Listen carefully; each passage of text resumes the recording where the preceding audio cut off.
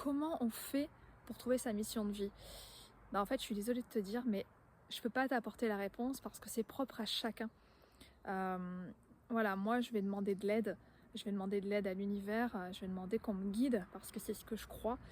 Et je me suis aperçue qu'en fait, si tu demandais rien, en fait, t'étais pas guidée. T'avais pas ces synchronicités qui se mettaient en place, t'avais rien. Donc, si je peux te donner un conseil, et si tu crois à ça, bien sûr, c'est de demander, en fait. Et aussi de te dire, mais qu'est-ce que t'aimes? Qu'est-ce que t'aimes faire? Est-ce qu'il n'y aurait pas quelque chose qui te permettrait d'exercer une profession dans le domaine que tu aimes? Même si au début, tu te mets à ton compte, que tu le fais, ou même par passion, tu vois, mais n'oublie pas de faire ce que tu aimes.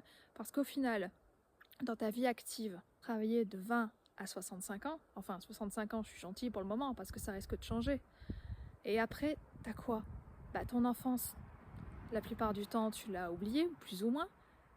Et ensuite, tu arrives à la retraite, si tu y arrives, parce que tu as une personne sur trois qui meurt avant d'arriver à l'âge de la retraite. Ça, c'est quelque chose qu'il faut savoir, c'est des statistiques réelles. Donc, au final, qu'est-ce que tu fais pendant ta vie active? Tu passes ton temps à attendre tes week-ends, attendre le vendredi soir, à attendre tes congés, et en fait, tu passes peut-être à côté de ta mission de vie et de ce que tu aimes.